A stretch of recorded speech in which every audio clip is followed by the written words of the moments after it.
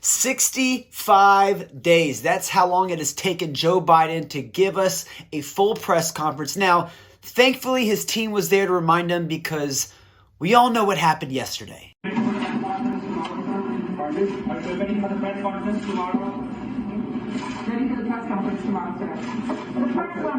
Now for starts, the press conference went pretty well. Or it went exactly how we thought it would. So the best way to get something done, if it holds near and dear to you that you like to be able to, anyway.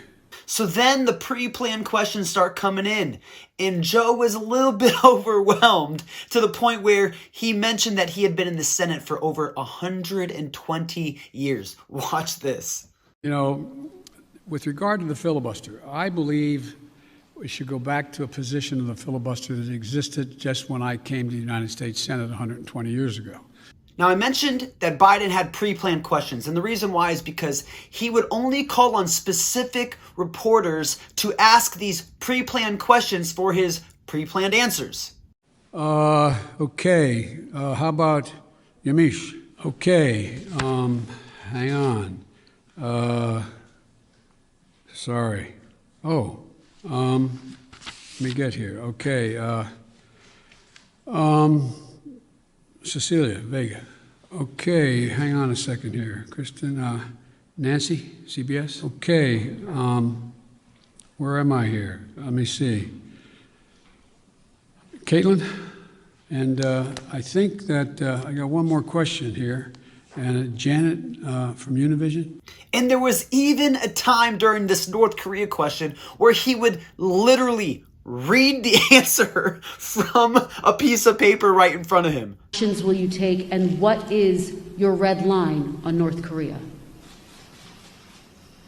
Let me say that, number one, UN Resolution 1718 was violated by those particular missiles that were tested. Number one. We're consulting with our allies and partners, and there will be responses if they choose to escalate. We will respond accordingly. But I'm also prepared for some form of diplomacy, but it has to be conditioned upon the end result of denuclearization. Now, there were a couple questions that he did answer spontaneously, and this is one of them where he was asked if he would be running re-election against Donald Trump. This was his response. And do you believe you'll be running against former President Trump? Oh, come on. I don't even think about it. I have no idea. I have no idea whether there'll be a Republican Party. Do you? No Republican Party? Joe literally said that he doesn't even know if there will be a Republican Party the time that he would run for re-election. Obviously, this press conference was a joke. It was an embarrassment. And now we know why his team has waited 65 days for him to do a press conference. Let alone this press conference was hand-picked reporters. Not one conservative reporter got to ask him a question.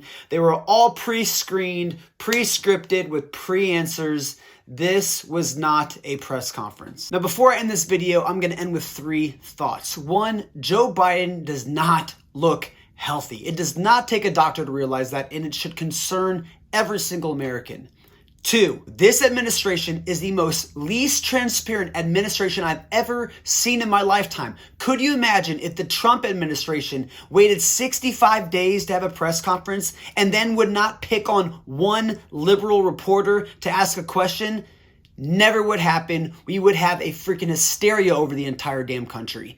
And 3, who is running the country? We've all seen the videos where Biden wants to answer a question and the TV feed gets cut. We've all seen the reports where Kamala Harris is now over the border, or she's taking all the phone calls with all the foreign leaders.